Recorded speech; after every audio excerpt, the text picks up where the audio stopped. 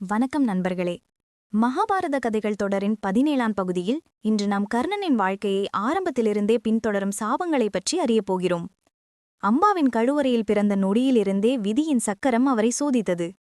அவரின் வலிமை, வீரம், தர்மநிலை இருந்தாலும் அந்த சாபங்களே அவரின் வாழ்க்கையை எவ்வாறு மாற்றின என்பதை காண்போம்.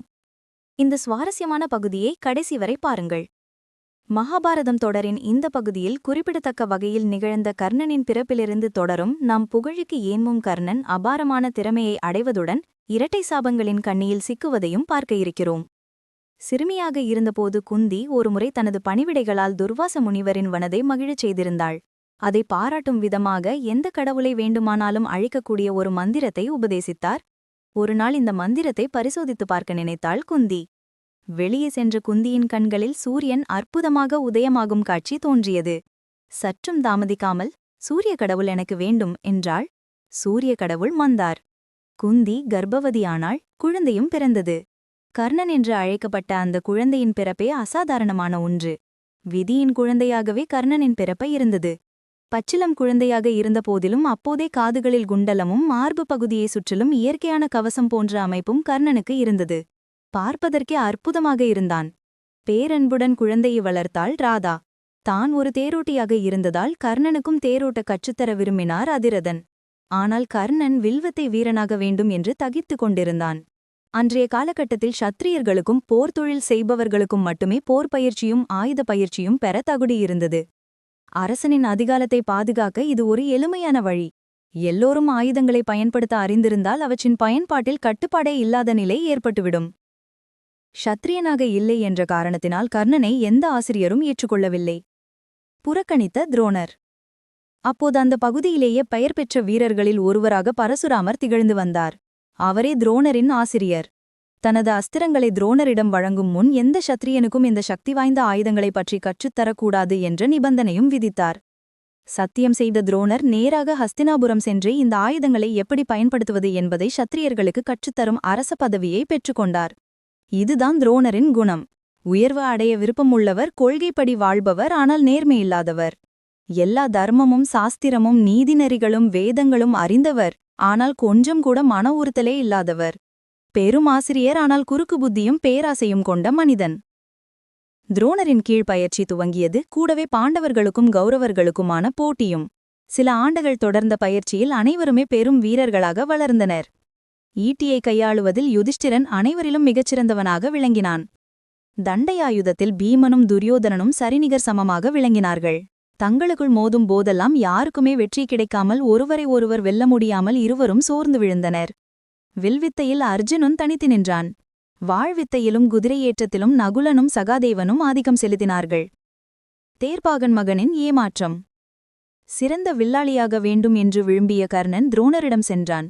ஆனால் தேரோட்டியின் மகன் பிறப்பால் தாழ்ந்தவன் என்று அவமதித்து நிராகரித்தார். இது கர்ணனை ஆழமாக காயப்படுத்தியது.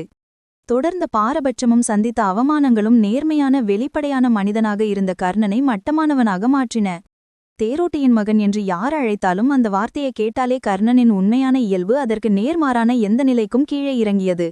ஷத்திரியனாக இல்லை என்று துரோணர் நிராகரிக்கும் போது தற்காப்பு கலைகளை கற்றுத்தருவதில் வல்லவராக இருந்த பரசுராமரிடம் செல்ல முடிவு செய்தான். பரசுராமர் பிராமணர்களை மட்டுமே சீடனாக ஏற்றுக்கொள்வார் என்பது கர்ணன் அறிந்திருந்தான். கற்றுக்கொள்ள வேண்டும் என்ற ஆர்வத்தில் தானாகவே ஒரு பூநூலை அணிந்து பிராமணன் என்று தலைபோலியாக காட்டிக்கொண்டான். அன்றைய காலகட்டத்தில் தற்காப்பு கலைகள் என்பது வெறும் கைகளுடன் மோதுவதாக மட்டுமில்லை. எல்லாவிதமான ஆயுதங்களிலும் பயிற்சி பெறுவதோடு வில்வித்தைக்கு சிறப்பு முக்கியத்துவமும் கொடுக்கப்பட்டது. பரசுராமர் பிராமணர்களை மட்டுமே சீடனாக ஏற்றுக்கொள்வார் என்பது கர்ணன் அறிந்திருந்தான். கற்றுக்கொள்ள வேண்டும் என்ற ஆர்வத்தில் தானாகவே ஒரு பூநூலை அணிந்து பிராமணன் என்று தன்னை போலியாக காட்டிக்கொண்டான்.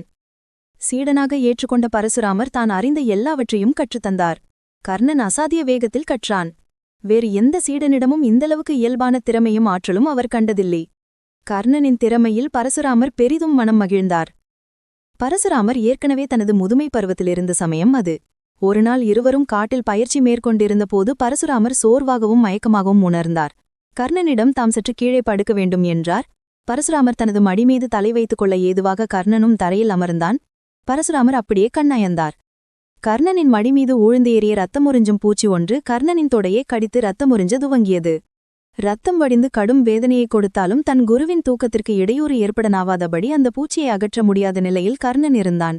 தனது குருவின் தூக்கத்திற்கு இடையூறு ஏற்பட கர்ணனுக்கு விருப்பமில்லை. வடிந்த ரத்தம் மெதுவாக தனது காதுகளை அடைந்ததால் ஏற்பட்ட உணர்வில் கண்விழித்தார் பரசுராமர். கண்விழித்தவர் தன்மீது ரத்தம் சொட்டுவதைக் கண்டார். யாருடைய ரத்தம் இது என்று கேட்டார். என்னுடையதே என்று மறுமொழி தந்தார் கர்ணன். கர்ணனின் தொடையில் ஏற்பட்டிருந்த காயத்தை பார்த்த பரசுராமர் வேதனையில் இருந்தும் மனநிலை பெறாமல் அப்படியே அமர்ந்திருந்து தன் சீடனை பார்த்தார். நீ நிச்சயமாக பிராமணனாக இருக்க முடியாது. இருந்திருந்தால் கதறியிருப்பாய். இந்த வலியை தாங்கிக் கொண்டு சிறு முணுகலோ அசைவோ இல்லாமல் இருக்க வேண்டும் என்றால் நீ சத்திரியனாகத்தான் இருக்க முடியும். நான் பிராமணனில்லை, தயவுசெய்து என் மீது கோபம் கொள்ளாதீர்கள் என்று வேண்டினான். சினம் கொண்ட பரசுராமர், முட்டாளே, ஒரு நூலை அணிந்து கொண்டு வந்து என்னை ஏமாற்றி அப்படியே என்னிடமிருந்து எல்லாவற்றையும் கற்றுக்கொண்டு சென்று விடலாம் என்று நினைத்தாயா? உன்னை சபிக்கப் போகிறேன் என்று கத்தினார். கர்ணன் இறைஞ்சினான். தயவுசெய்து இதை கேளுங்கள். நான் பிராமணனில்லைதான், ஆனால் நான் சத்திரியனில்லை. நான் தேரோட்டியின் மகன். எனவே நான் சொன்னதில் பாதிதான் பொய். கர்ணன் சொல்வதை காதிலேயே வாங்கவில்லை. பரசுராமர் அந்த சூழ்நிலையை பார்த்ததுமே கர்ணன் ஒரு சத்திரியன் என்பதை சரியாக அனுமானித்து விட்டார். நீ என்னை ஏமாற்றி விட்டாய். நான் கற்றுக் கொடுத்த வித்தைகளை நீ அனுபவிக்கலாம்.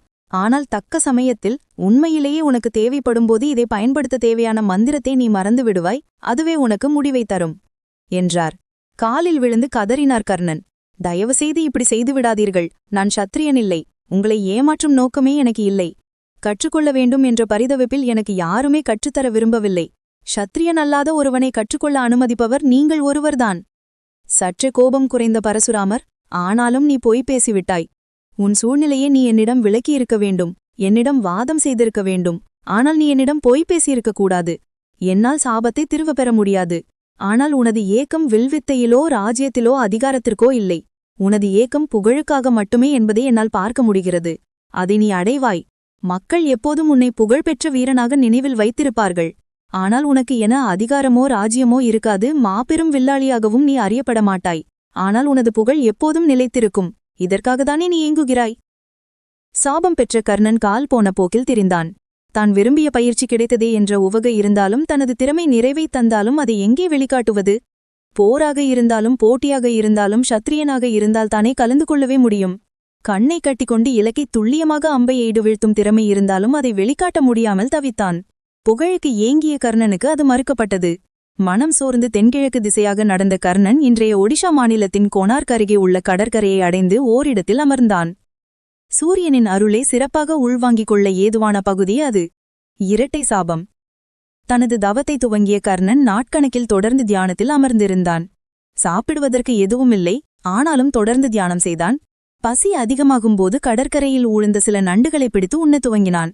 இது உடலுக்கு ஊட்டமளித்தாலும் கூடவே பசியையும் அதிகரித்தது. அப்படியும் தனது சாதனாவை தொடர்ந்தார் கர்ணன். சில வாரங்களுக்கு பிறகு மற்ற அனைத்தை விட பசியே பிரதானமாக இருந்தது. அந்த சமயத்தில் புதருக்குள் ஏதோ ஒரு விலங்கு அசைவது தெரிந்தது. அது மானாக இருக்கும் என்று நினைத்த கணத்தில் வில்லை எடுத்து கண்ணிமைக்கும் நேரத்தில் அம்பை எய்தினான். அம்பு விலங்கை வீழ்த்திய ஒளியை கேட்டு தனது பசியை மான்கறி தீர்க்கப் போகிறது என்ற கற்பனையுடன் புதரை அடைந்த கர்ணன் அதிர்ந்தான். அங்கே விழுந்து கிடந்தது ஒரு பசு. ஒரு ஆரியன் செய்யக்கூடிய பெரும் கொடுமையாக பசுவதை கருதப்பட்டது. வேதனையுடன் பசுவை பார்த்த கர்ணனின் கண்களை தனது கனிவு ததுமும் மென்மையான கண்களால் பார்த்தது பசு தன் கண்களை மூடியது. கலங்கி போனார் கர்ணன். என்ன செய்வது என்றும் தெரியவில்லை. அப்போதங்கே வந்த ஒரு பிராமணன் இறந்து கிடந்த பசுவை பார்த்ததும் புலம்பு துவங்கினான். என்னுடைய பசுவை நீ கொன்றுவிட்டாயே, இதற்கான சாபம் உனக்கு ஏற்படட்டும். நீ ஒரு போர் வீரனைப் போல இருக்கிறாய். எனவே போர்க்களத்தில் உனக்கு அவசியம் ஏற்படும்போது தக்க சமயத்தில் உனது ரதம் ஆழமாக புதைந்திருக்கும். ரதத்தை மீட்கவும் முடியாமல் உதவியும் இன்றி நீ ஒரு கட்டாய நிலையில் தவிக்கும்போது இந்த உதவியற்ற பசுவிற்கு ஏற்பட்ட அதே முடிவு உனக்கும் ஏற்படும். பிராமணனின் வார்த்தைகளை கேட்ட கர்ணன் காலில் விழுந்து கெஞ்சினான். தயவு காட்டுங்கள். கடும் பசியிலிருந்தேன். அது பசு என்பதும் தெரியவில்லை. உங்களுக்கு வேண்டுமானால் இந்த பசுவிற்கு பதிலாக 100 பசுக்களை வழங்கி விடுகிறேன். பிராமணன், என்னை பொறுத்தவரை இந்த பசு ஒரு விலங்கில்லை. மற்ற எல்லாவற்றை விட என் அன்புக்குரியவளாக இருந்தால் தனித்துவமான ஒன்றுக்கு பதிலாக வேறொன்றை தருகிறேன் என்று பேசுவது என்னை மேலும் உன்னை சபிடவே வழிபிறக்கிறது. இப்படி இரட்டை சாபங்களை பெற்ற கர்ணன் எங்கே செல்வது என்று தெரியாமல் அங்கிருந்து நகர்ந்தான். தூசியிலும் சிறு தூசியை கூட அம்பினால் துளைக்கும் அளவு ஆற்றல் அவனிடமிருந்தது.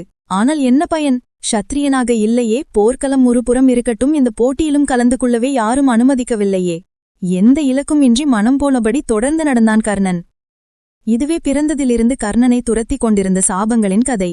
அவை அவரது வாழ்க்கையை பலமுறை சோதித்தன. இறுதியில் குருட்சேத்திர போரின் முடிவையும் தீர்மானித்தன. இந்த கதை உங்களுக்கு பிடித்திருந்தால் லைக் செய்யவும் சப்ஸ்கிரைப் செய்யவும் உங்கள் நண்பர்களுடன் பகிரவும் மறந்துவிடாதீர்கள். அடுத்த பகுதியில் மகாபாரதத்தின் இன்னொரு சுவாரஸ்யமான அத்தியாயத்துடன் சந்திப்போம். நன்றி, வணக்கம்.